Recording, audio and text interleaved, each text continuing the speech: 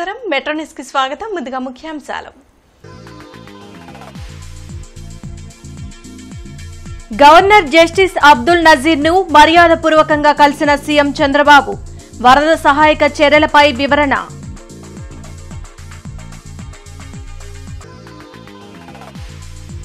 పొన్నూరు నియోజకవర్గంలో నీట మునిగిన పంటలను పరిశీలించిన కేంద్ర మంత్రి పెమ్మసాని. ఈ క్రాప్ బుకింగ్ పూర్తి చేయాలని ఆదేశం.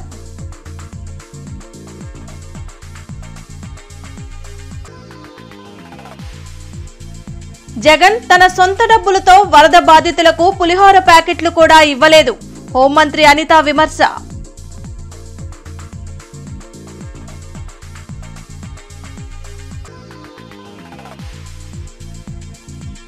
కన్యకా పరమేశ్వరి ఆలయానికి నూతనంగా ఉత్సవ కమిటీ ఏర్పాటు ప్రకటించిన ఎమ్మెల్యే నసీర్.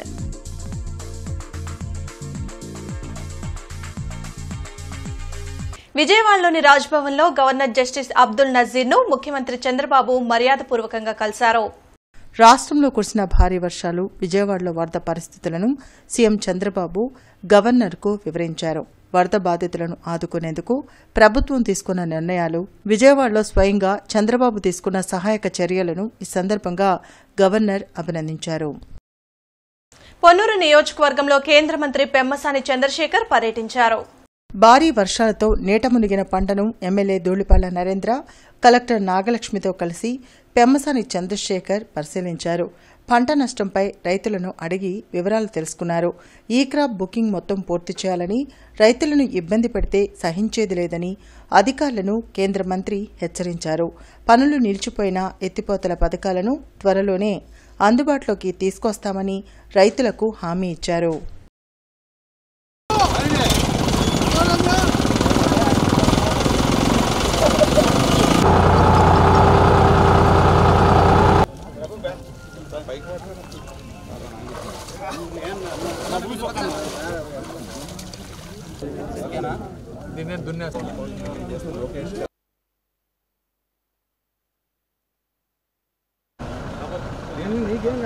ఈ నెల 9 నుండి భారీ వర్షాలు, వరదలతో జరిగిన నష్టాన్ని అంచనా వేసే ప్రక్రియ ప్రారంభమవుతుందని హోంమంత్రి అనిత తెలిపారు.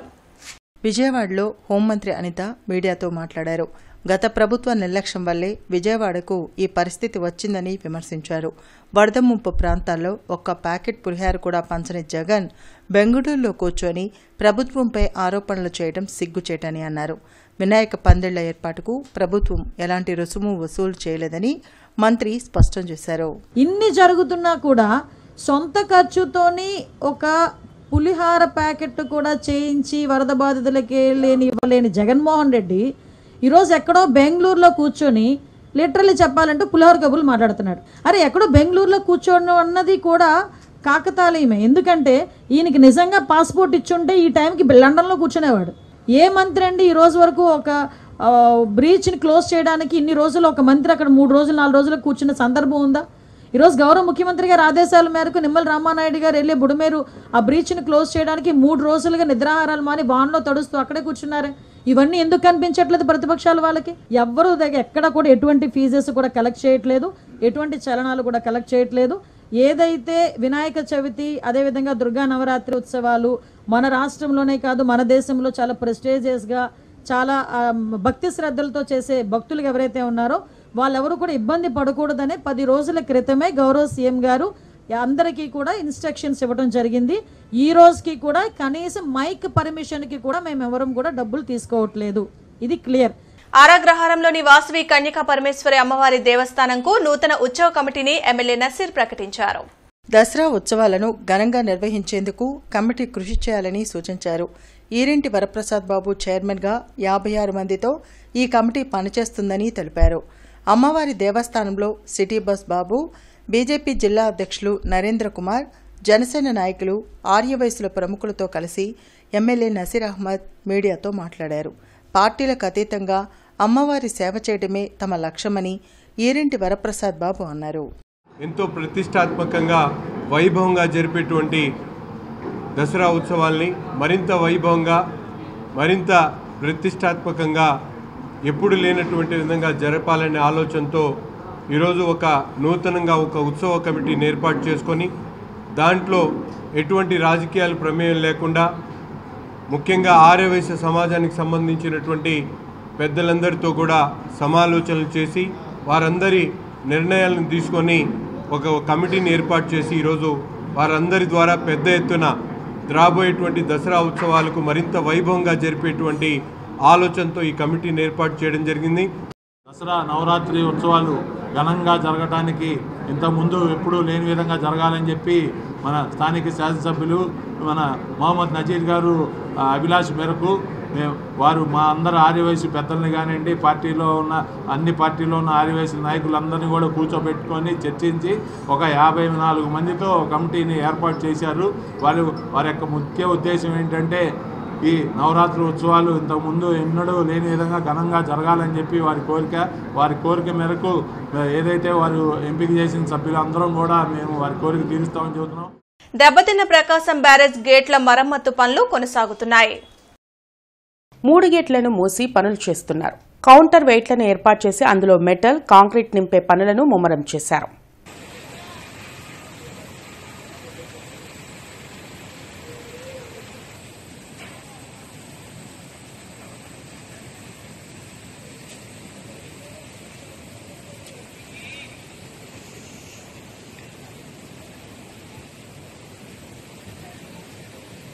పశ్చిమ 29వ డివిజన్ బీసీసీఎల్ ఆధ్వర్యంలో ఏర్పాటు చేసిన విజయవాడ వరద బాధితులకు కూరగాయలు, నిత్యావసర సరుకుల వాహనాలకు ఎమ్మెల్యే గల్లా మాధవి జెండా ఊపి పంపించారు.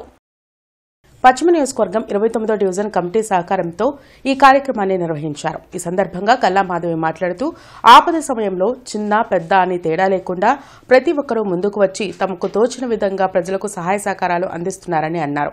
ఇందులో భాగంగానే బీసీసీఎల్ 29వ డివిజన్ కమిటీ ముందుకు రావడం అభినందనీయమని గల్లా మాధవి తెలిపారు.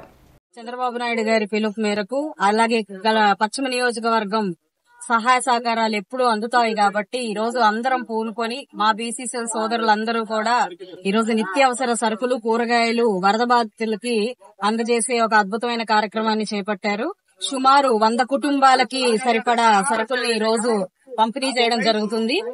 అయితే ఎప్పుడు కూడా ఇలాంటి అవసరార్థం మేము ఎప్పుడు ముందే ఉంటాం. మా బీసీ సోదరీమణులు ఎప్పుడు కూడా సహాయార్థం ఆపన్న హస్తం అందిస్తూనే ఉంటాము. ఇంకా మరిన్ని సహాయ సహకారాలు వరద బాధితులకు అందాలని చెప్పి కోరుకుంటూ ఈ యొక్క అద్భుతమైన కార్యక్రమాన్ని మొదలు పెట్టబోతున్నందుకు అందరికీ కూడా శుభాకాంక్షలు చెప్తూ ధన్యవాదాలు తెలుపుతున్నాను. నగరంలో వాడవాడల వినాయక చవితి పర్వదిన శోభ సంతరించుకుంది. గౌరీ తనయునికి ప్రత్యేక పూజలు జరుపుతున్నారు. రాష్ట్రం సుభిక్షంగా ఉండాలని భక్తులు విఘ్నేశ్వరుని వేడుకుంటున్నారు. महाराजाय नमः ओम तत्ब्रह्मणो ओम तद्वायुः ओम तदात्मा अरविन्दयोः विशेषतः मन्त्रपुष्पाणां कमिटी वर्गाणां सर्वेषां प्रत्ययः यदा शरणन्नास्ति त्वमेव शरणं मम तस्मात् कारण्यभावेन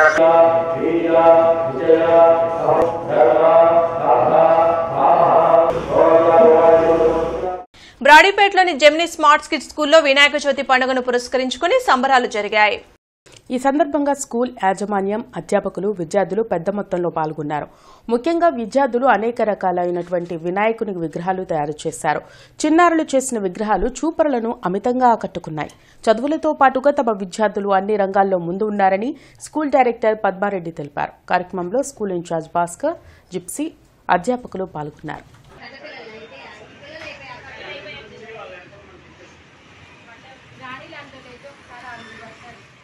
బ్రాడీపేట ఫ్రెండ్స్ సర్కిల్ ఆధ్వర్యంలో గణపతి మహోత్సవాలు వైభవంగా కొనసాగుతున్నాయి. భక్తులు ప్రత్యేక పూజలు జరుపుతున్నారు. 11వ తేదీ అన్నదాన కార్యక్రమం నిర్వహిస్తున్నట్లు కమిటీ ప్రతినిధులు పేర్కొన్నారు.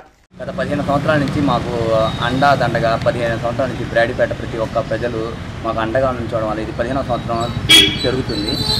రేపు 11వ తారీఖు 9వ నెల 2024 బుధవారం నాడు స్వామివారి 5వ రోజున గొప్ప అన్నదానము, స్వామివారి ఊరేగింపు, స్వామివారి లడ్డు వేలంపాట జరుగుతుందండి. మా యొక్క బ్రాడీపేట ప్రతి ఒక్క ప్రజలు వచ్చి ఆ రోజు జయప్రదం చేయవలసిందిగా కోరుతున్నాం. వాసవి యూత్ గుంటూరు ఆధ్వర్యంలో 26వ వినాయక చవితి మహోత్సవాలు వైభవంగా కొనసాగుతున్నాయి. భారీ ఆనంద గణపతి విగ్రహానికి కమిటీ సభ్యులు, భక్తులు ప్రత్యేక పూజలు చేశారు. గత 25 ఏళ్లుగా గణపతి మహోత్సవాలు కన్నుల పండుగగా నిర్వహిస్తున్నట్లు కమిటీ ప్రతినిధులు తెలిపారు. कर्पूरानंद नीराजन दीपं दर्शयामि नीराजनानंतरं मुखे शुद्ध आचमनीयं समर्पयामि नमस्कारोमि आशीर्वाद తీసుకొని అందరూ గుడి చక్కగా ముందు వినాయకుడికి తర్వాత అమ్మవారి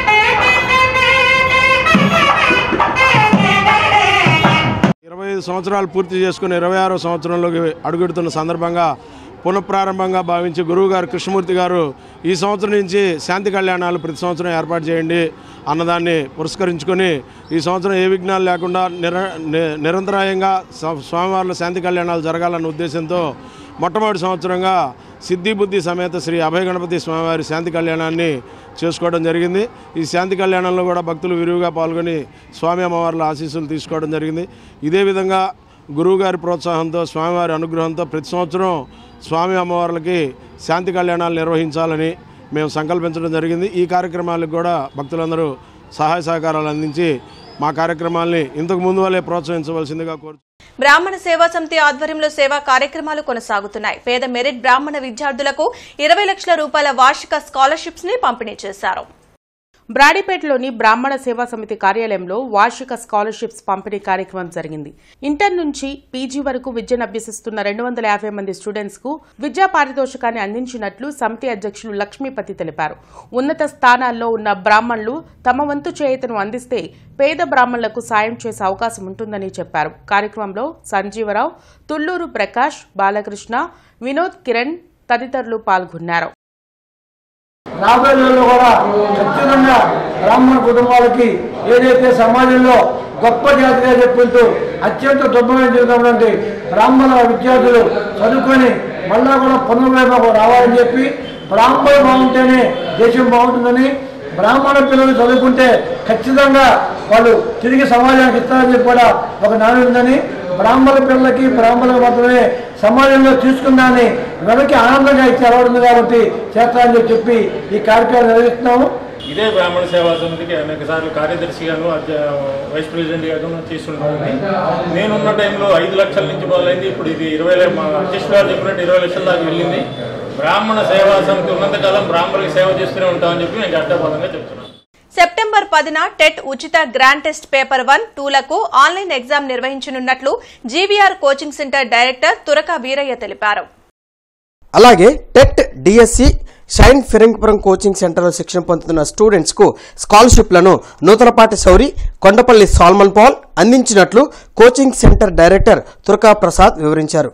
కార్యక్రమంలో బాబురావు, రామారావు, పిల్లి రాజు, ఏలియా, జ్ఞానయ్య తదితరులు పాల్గొన్నారు. కాకి రామారావు గారు కానీ, పిల్లి రాజన్ కానీ, మెల్కియా కానీ, ప్రసాద్ వీళ్ళ దగ్గర నుంచి చెప్పే పని లేదు. సో ఇటువంటి ఒక గుడ్ పీపుల్ని comprising this good people is very fortunate. Ramannapeta 1వ లైన్లో రామన్నపేట యూత్ ఫ్రెండ్స్ ఆధ్వర్యంలో గణపతి ఉత్సవాలు అంగరంగ వైభవంగా జరుగుతున్నాయి. పరిసర ప్రాంత భక్తులు ప్రత్యేక పూజలు జరుపుతున్నారు. 7వ రోజు అన్నదానం, లడ్డూ వేలంతో పాటు 9వ రోజు నిమజ్జన కార్యక్రమం నిర్వహిస్తున్నట్లు అర్చకులు తెలిపారు.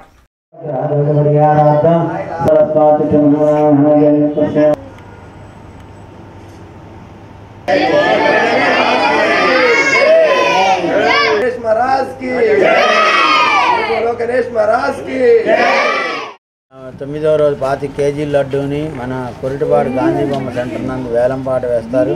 ఈ యొక్క కార్యక్రమానికి మన యూత్ కార్యకర్తలు ఎంతో సహాయ సహకారాలు అందిస్తూ ఉన్నారు. ప్రతి సంవత్సరం యూత్ కార్యకర్తలు ఎక్కడున్నా కానీ దేశ విదేశాల్లో గుండా ఈ యొక్క కార్యక్రమంలో పాల్గొని స్వామివారి ఆశీస్సులు పొంది ఎంతో ఉన్నత స్థానంలో ఉంటారు. మన యూత్ కార్యకర్తలందరూ ఎన్నో సేవా కార్యక్రమాలు అన్నింటిలోనూ పాల్గొంటారు. ఈ యొక్క కార్యక్రమంలో 9వ రోజు స్వామివారి నిమజ్జన కార్యక్రమానికి రంగరంగ వైభవంగా స్వామివారి మేళ తాళాలతో, విచిత్ర వేషధారణలతో, డీజే స్టెప్పులతో అన్ని విచిత్ర ఆనందంగా శోభాయమానంగా నగరయాత్ర నిర్వహించుకొని స్వామివారి నిమజ్జన కార్యక్రమానికి.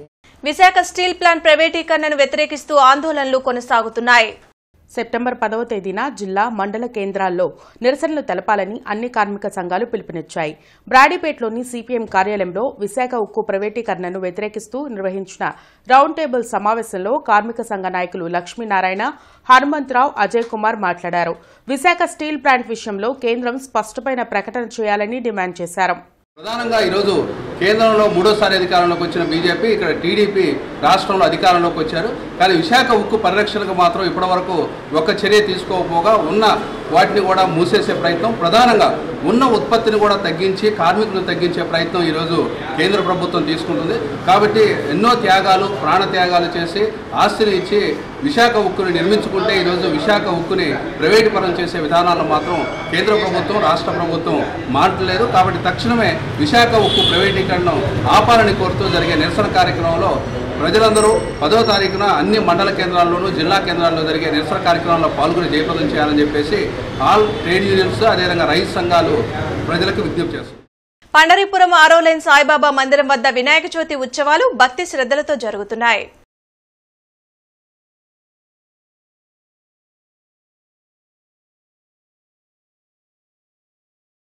మా మహారాజా బాయ్స్ యూత్ ప్రథమ సంవత్సరంగా వినాయకుడిని పెట్టుకున్నాము. 3 రోజులు పెట్టుకున్నాము. ఈరోజు ఆదివారం అనగా సెప్టెంబర్ 8న మేము అన్నదానం చేస్తున్నాము. 12 గంటలకు మొదలైద్ది. రేపు అనగా 9th మండే సోమవారం మధ్యాహ్నం 3 గంటలకు లడ్డు వేలంపాట మొదలైద్ది. 5-6 గంటల వేలంపాట అయిపోయింది. తర్వాత నిమజ్జన కార్యక్రమం స్టార్ట్ అయ్యింది. మా వినాయకుడిని మహానైవేద్యం చేసుకుంటూ మనుషులందరూ నిమజ్జన కార్యక్రమం తీసుకెళ్తాము. ఇది మా ప్రథమ గణపతి మహోత్సవం జరుగుతుంది. భారీ వర్షాలు, వరదలతో నష్టపోయిన ప్రజలను ప్రభుత్వం అన్ని విధాలా ఆదుకుంటుందని ఎమ్మెల్యే నసీర్ తెలిపారు.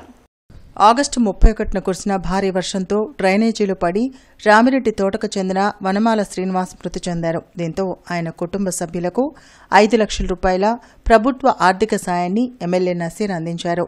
వరద సహాయక చర్యలపై వైసీపీ తప్పుడు ప్రచారం చేయడం సిగ్గుచేటని ఎమ్మెల్యే అన్నారు.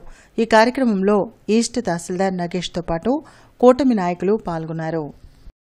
విజయవాడ నగరంలో ఉన్నటువంటి పరిస్థితులను ఎప్పటికప్పుడు చక్కదిద్దుతూ రాష్ట్రంలో ఎక్కడైతే ప్రజలు ముఖ్యంగా ఈ వరద బాధిన పడి చనిపోయినటువంటి వ్యక్తులకు కూడా సహాయం అందించేటువంటి కార్యక్రమం చేస్తున్నటువంటి నాయకుడు చంద్రబాబు నాయుడు గారికి 2 చేతులు ఎత్తి హృదయపూర్వకంగా అభినందిస్తూ ఉన్నా. ఎందుకంటే ముఖ్యంగా గుంటూరు నగరంలో ప్రగతి నగర్లో కానీ, జున్ను షహీద్ నగర్లో కానీ, బసవతారక్ నగర్లో కానీ, గడ్డిపాడు ప్రాంతంలో నీట మునిగినటువంటి ఇళ్లలో ఉన్నటువంటి పేదవారికి ఆ రోజు గడవడానికి ఇబ్బంది అయినటువంటి వాళ్ళందరికీ కూడా దాదాపు 1360 మందికి నిత్యావసరకులు అందించేటువంటి కార్యక్రమంతో పాటు చనిపోయినటువంటి వనమాల శ్రీనివాస్కి వెంటనే 31వ తారీఖు జరిగితే 1వ తారీఖు ఆయన శవమై తేలినటువంటి పరిస్థితులు. ఈరోజు 8వ తారీఖు ఈరోజు వెంటనే 5 లక్షల రూపాయలు వారి కుటుంబానికి ఆర్థికంగా ఆదుకునేటువంటి ప్రయత్నం ఈ ప్రభుత్వం చేస్తూ ఉంది. ఈ విధంగా స్పందించినటువంటి పరిస్థితుల్లో గతంలో ఎక్కడా లేవు. తప్పకుండా చంద్రబాబు నాయుడు గారి నాయకత్వంలో రాష్ట్రంలో ఉన్నటువంటి ప్రతి ఒక్క వ్యక్తికి కూడా భరోసా కల్పించేటువంటి కార్యక్రమాన్ని ఈ ప్రభుత్వం చేస్తూ ఉంది. రేపల్ల సబ్ డివిజన్ వేమూరు పరిధిలో కృష్ణానది ఒడ్డునున్న అన్నవరం లంక గ్రామం లోతట్టు ప్రాంత ప్రజలకు 2 వారాలకు సరిపడా నిత్యావసర వస్తువుల్ని పట్టాభిపురం కమిటీ హైస్కూల్ పూర్వ విద్యార్థుల సంఘం అందజేసింది. ఈ కార్యక్రమానికి అధ్యక్షురాలుగా ఉన్న బీబీ లక్ష్మి మాట్లాడుతూ వర్షాల వల్ల వరదల్లో చిక్కుకొని ఆకలితో అలమటిస్తున్న లోతట్టు ప్రాంత ప్రజలకు మేము సైతమని మా 10వ తరగతి పూర్వ విద్యార్థుల సంఘం ఇలాంటి కార్యక్రమానికి ముందుకొచ్చి వారికి సాయం చేయడం ఎంతో సంతోషంగా ఉందని కొనియాడారు. ఇలాంటి సహాయ సహకారాలు అన్నవరం లంక గ్రామానికి మంచి మనసుతో మరికొంతమంది ముందుకు రావాలని వేడుకున్నారు.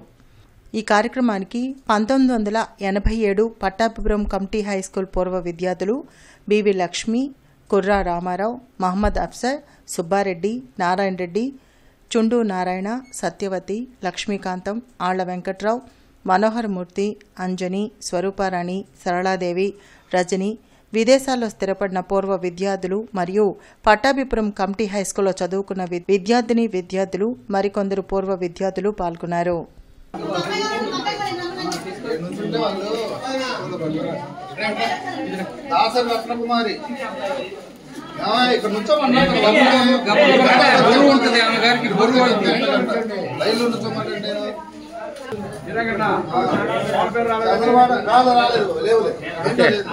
చంద్రవాడ పెద్ద వెంకటేశ్వర్లు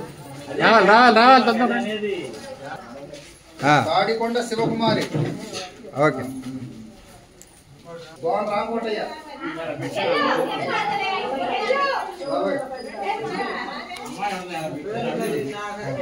వినాయక చవితి వేడుకలను నగర ప్రజలు అంగరంగ వైభవంగా జరుపుకున్నారు. నగరంలో ఏర్పాటు చేసిన వినాయకునికి తెలుగుదేశం పార్టీ గుంటూరు నగర అధ్యక్షులు డేగల ప్రభాకర్ ప్రత్యేక పూజలు నిర్వహించారు. ఈ సందర్భంగా ఆయన మాట్లాడుతూ విఘ్నాలు లేకుండా రాష్ట్రాభివృద్ధికి ఆ గణేశుని ఆశీస్సులు ఉండాలని ఆకాంక్షించారు.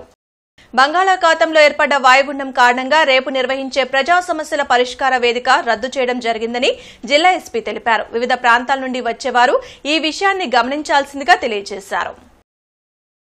ప్రకాశం బ్యారేజ్ కు వరద ఉధృతి కొనసాగుతుంది. దీంతో అలర్ట్ అయిన అధికారులు బ్యారేజ్ 70 గేట్లు ఎత్తి దిగువకు నీటిని విడుదల చేస్తున్నారు. 1వ నెంబర్ ప్రమాద హెచ్చరిక బ్యారేజ్ వద్ద అమల్లో ఉంది. లోతట్టు ప్రాంత ప్రజలు అప్రమత్తంగా ఉండాలని అధికారులు సూచించారు.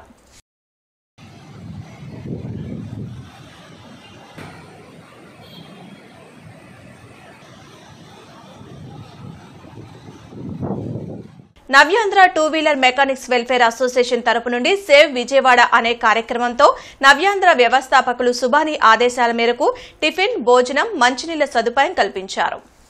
ఇబ్బంది పడుతున్న పేదవారి కోసం గుంటూరు నగరం నుంచి నవ్యాంధ్ర గుంటూరు టౌన్ ప్రెసిడెంట్ సయ్యద్ అబ్దుల్ హమీద్ ఆధ్వర్యంలో విజయవాడలోని చర్చి సెంటర్, ఉర్మిలా నగర్ వరద బాధితుల కోసం టిఫిన్, భోజనం సదుపాయాన్ని కల్పించారు. అక్కడ వరదల్లో చిక్కుకున్న 2 వీలర్స్ ని వచ్చే ఆదివారం చుట్టుపక్కల ఉన్న జిల్లాల్లో ఉన్న మెకానిక్ సోదరులందరూ విజయవాడ నగరంలోని ఒక 10 పాయింట్లు పెట్టి మన 2 వీలర్స్ ని రిపేర్ చేయడం కోసం సుబాని ఆదేశాలు ఇచ్చారని అన్నారు. ఈ కార్యక్రమంలో 26 జిల్లాల ఇన్ఛార్జి ప్రెసిడెంట్ శివన్న, సయ్యద్ రషీద్ అహ్మద్, మైలవరం సైదులు, తిరువూరు శ్రీనివాస్, జీకొండూరు సౌరి, భవానీ శంకర్, కబీర్, వివిధ ప్రాంతాల నుంచి వచ్చిన మెకానిక్ సోదరులు పాల్గొన్నారు. వీరందరికీ ధన్యవాదాలు తెలిపారు.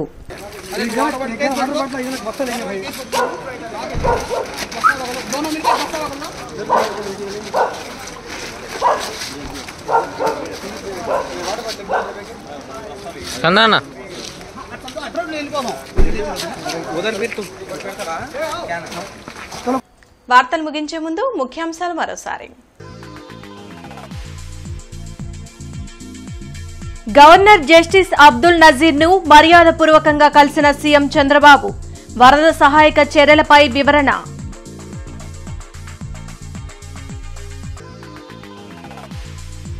పొన్నూరు నియోజకవర్గంలో నీట మునిగిన పంటలను పరిశీలించిన కేంద్ర మంత్రి పెమ్మసాని.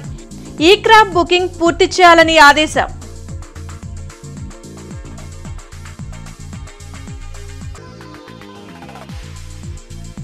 జగన్ తన సొంత డబ్బులతో వరద బాధితులకు పులిహోర ప్యాకెట్లు కూడా ఇవ్వలేదు. హోంమంత్రి అనిత విమర్శ.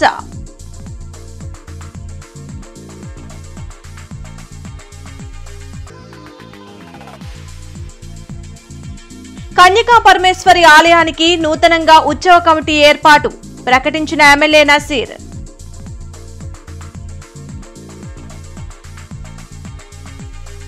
ఈ వార్తలు ఇంతటితో సమాప్తం. నమస్కారం.